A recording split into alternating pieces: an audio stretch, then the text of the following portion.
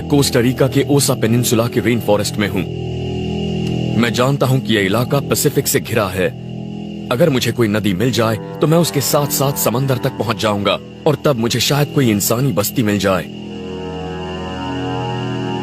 जमीन पर मौजूद पेड़ और झाड़ियां ज्यादा घने होते जा रही हैं और उनके बीच से गुजरना मुश्किल हो रहा है।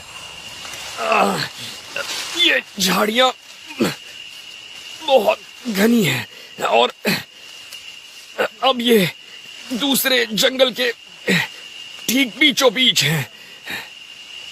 ऐसे जंगल में दिशा भटक जाना जानलेवा हो सकता है। इस इलाके में होने वाली 5 में से करीब 1 मौत इसलिए होती है क्योंकि सैलानी हड़बड़ाकर भटक जाते हैं। इन झाड़ियों के बीच से निकलना बहुत मुश्किल हो रहा है, पर मेरे लिए ये रास्ता फायदेमंद है क्योंकि ये पहाड़ी से नीचे जा रहा है और दूसरी बात, यहाँ कभी इंसानी बस्ती होती थी, तो हो सकता है कि यहाँ से मुझे बाहर निकलने का कोई रास्ता मिल जाए। 10 साल पहले अधेड़ उम्र की एक अमेरिकी महिला रेन फॉरेस्ट में अकेले ही हाइकिंग के लिए निकली थी। वो रास्ता भूल गई, गिर गई और घायल हो गई। चल फिर ना पाने की वजह से वो वहीं अटक गई। हालांकि उसे ढूंढने वाले दल में 90 लोग थे, पर जब उसे 2 हफ्तों बाद ढूंढ निकाला गया तब तक उसका शव सड़ चुका था। मेरे पास अगर कोई बड़ा छुरा होता तो मैं कुछ ही घंटों में ये सब काट देता, पर मेरे पास फिलहाल बस एक चाकू है, इसीलिए काफी वक्त लग सकता है। मेरे हाथों में घाव होने लगे हैं, देखिए छाले पड़ गए हैं। ऐसे तो बात नहीं बनने वाली है, मुझे कुछ और करना होगा।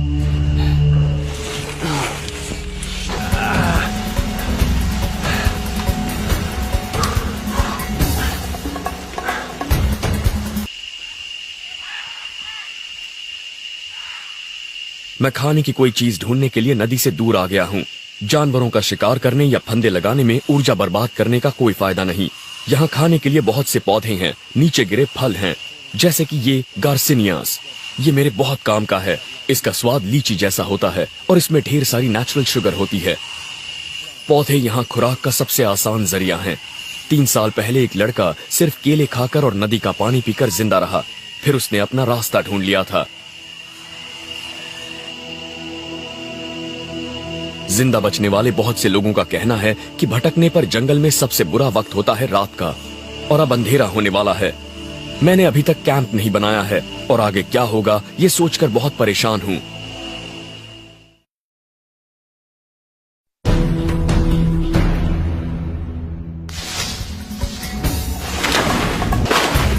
मैं कोस्टा रिका के रेन फॉरेस्ट में हूँ और मुझे बाहर निकलने का रास्ता ढूंढना है। डिसेंट्री डायरिया का एक बिगड़ा हुआ रूप है। शायद मैं इसका शिकार नहीं हुआ हूँ, शायद मेरे पेट में कोई वायरस चला गया है। हो सकता है मैंने गलती से किसी बैक्टीरिया या जानवर के मल को छू लिया हो।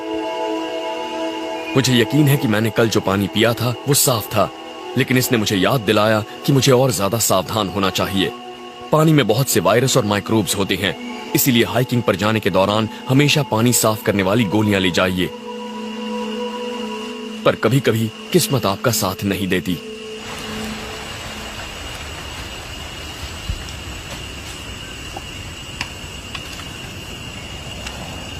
मैं इस पानी को कम से कम 5 मिनट उबालूंगा ताकि इसका साफ होना सुनिश्चित हो जाए। डायरिया के दौरान शरीर से पानी और सॉल्ट निकल जाते हैं और अब मेरे सामने हीट स्ट्रोक का भी खतरा है। अगर ये चीजें साथ में हुई तो जानलेवा हो सकती हैं। हीट स्ट्रोक के लिए जरूरी नहीं कि आपको भटके हुए कई दिन हो गए हों। हर साल हाइकर कम पानी पीने की वजह से भी मारे जाते हैं।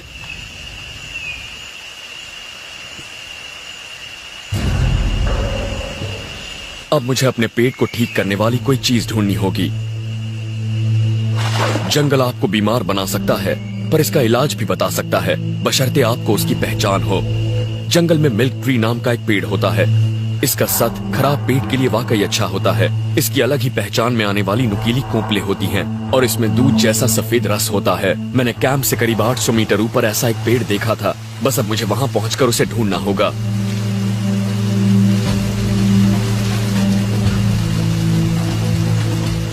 इस तरह से चढ़कर ही मैं जल्द से जल्द ऊपर पहुंच पाऊंगा। शरीर में ताकत नहीं है, पर मैं जंगल में भटकते हुए आधा घंटा बर्बाद नहीं करना चाहता। शुक्र है इस चट्टान पर पकड़ने की कई जगहें हैं। लेकिन एक बार फिर पानी मुझे रोक रहा है।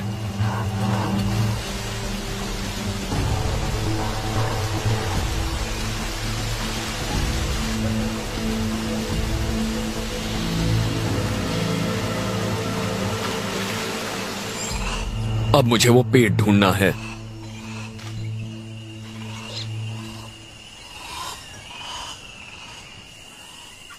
हमारे इस्तेमाल की करीब आधी दवाइयां रेन फॉरेस्ट के पौधों से ही बनाई जाती हैं। पेन किलर आइब्यूप्रोफेन को मंकी लैडर ट्री कहलाने वाली इस बेल से निकाला गया था। बस जाहिर है कि आपको यह पता होना चाहिए आप क्या ढूंढ रहे हैं, और मैं इसे ढूंढ रहा हूं। ये एक छोटा सा मिल्क ट्री लग रहा है और इसे कुदरती मिल्क ऑफ मैग्नीशिया कह सकते हैं। ये पेट के लिए वाकई अच्छा होता है और इससे मुझे थोड़ी ताकत मिलेगी। इसकी पहचान आप इस खास तरह की पत्तियों से कर सकते हैं। ये देखिए, इसकी कोंपलें भी ऐसी नुकीली होती हैं और जब आप इसे तोड़ेंगे तो इसमें से ये दूध जैसा रस निकलेगा। इस छोटे पेड़ के पास ही एक बड़ा मिल्क ट्री भी है जिसकी छाल अलग ही है। ये दिखने में आमी कैमोफ्लेज जैसी लगती है। आमतौर पर आपको ऐसे दुधिया रस वाले पौधों को खाने से बचना चाहिए। ये इसके जहरीले होने की निशानी है, पर मैं जानता हूं कि ये पेड़ जहरीला नहीं है। ये एक तरह का लेटेक्स है और यह आपके पेट को ठीक करता है। कमाल है, इसका स्वाद बहुत ही क्रीमी है। मेरी हालत जल्दी से ठीक होनी चाहिए, वरना आगे जो चुनौतियां आएंगी उनका सामना करना मेरे लिए मुश्किल साबित होगा।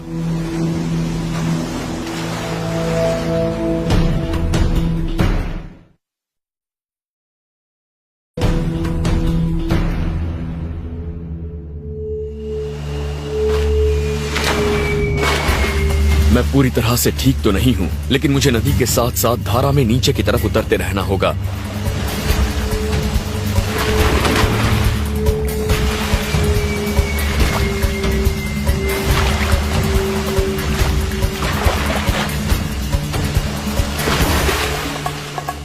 मैं नहीं जानता मैंने कितनी दूरी तय की है, पर लगता है कि मैं आगे बढ़ रहा हूं।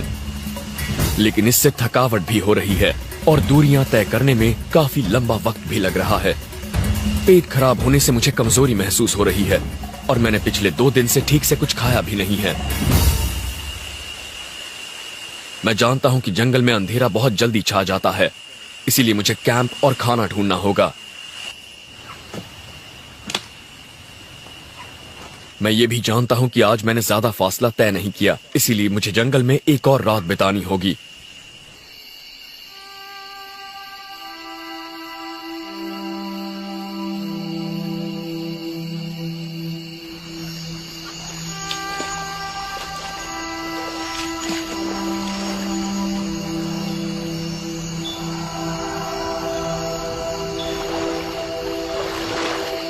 मैंने आग जला ली है और कैंप भी बना लिया है। अब मैं यहाँ पर कुछ मछलियाँ पकड़ने की कोशिश करने वाला हूँ और इस काम के लिए ये अच्छा वक्त है क्योंकि मैं जिन मछलियों को ढूंढ रहा हूँ वो रात के वक्त काफी सुस्त होती हैं।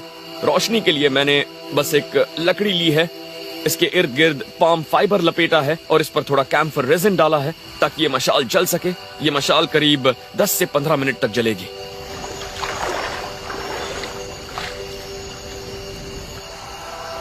मैंने इस मशाल को पानी के काफी करीब पकड़ा है और श्रिम्प या क्रेफिश ढूंढ रहा हूं।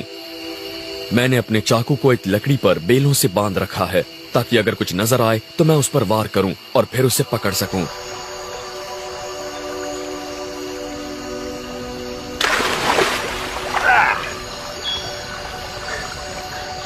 वाह, इस जंगल में मैंने ये पहली जिंदा चीज पकड़ी है और ये वाकई बढ़िया है।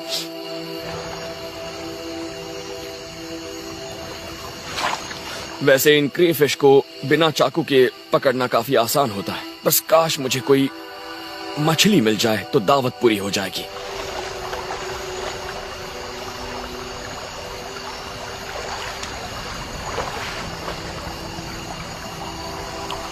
ओ, यहां पर एक है, पकड़ ली। अरे वाह, लगता है बात बन गई।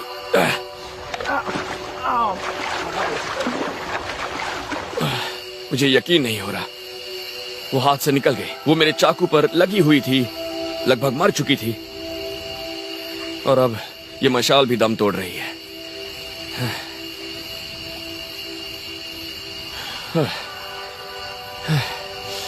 अब मेरे पास 4 क्रेफिश हैं और मेरे खाने का इंतजाम तो हो गया, पर आज दावत नहीं होगी। बस इसे आप मामूली खाना कह सकते हैं, पर मैं इन्हें मशाल बुझने से पहले पकाना चाहूंगा।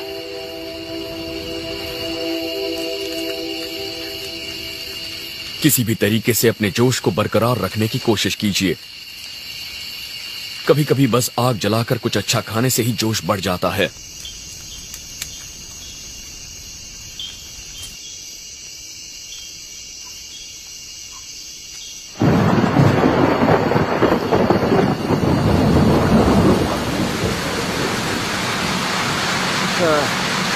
जैसा कि आप देख सकते हैं, पिछले करीब 4 घंटों से बारिश हो रही है और बिजली चमक रही है, बादल गरज रहे हैं। उसके अलावा सब कुछ पूरी तरह से भीग चुका है। ये माहौल आपकी हिम्मत और आपके जोश को हरा सकता है। कैंप ने शुरुआत के कुछ घंटों में मेरा साथ दिया, लेकिन उसके बाद पानी हर कहीं से बरसने लगा।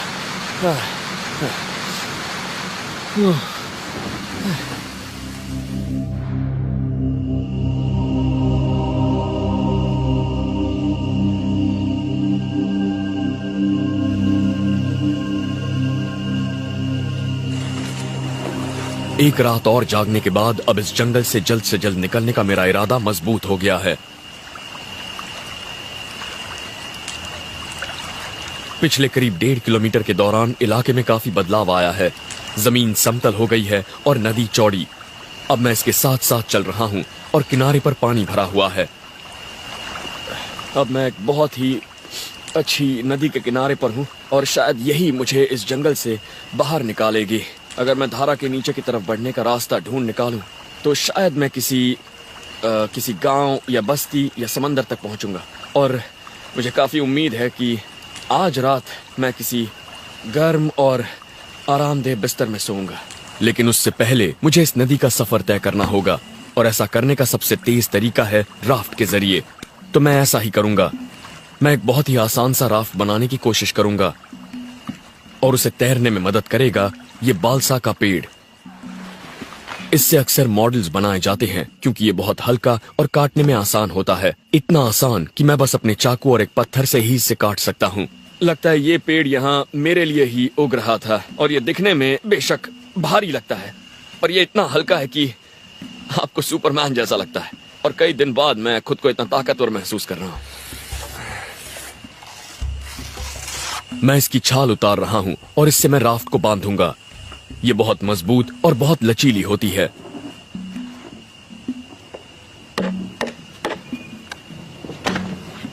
काम खत्म करते करते मैं पसीने से नहा चुका हूं। मैं उम्मीद कर रहा हूं कि ये उन चुनौतियों का सामना कर लेगा जो ये नदी मेरे सामने पेश करने वाली है।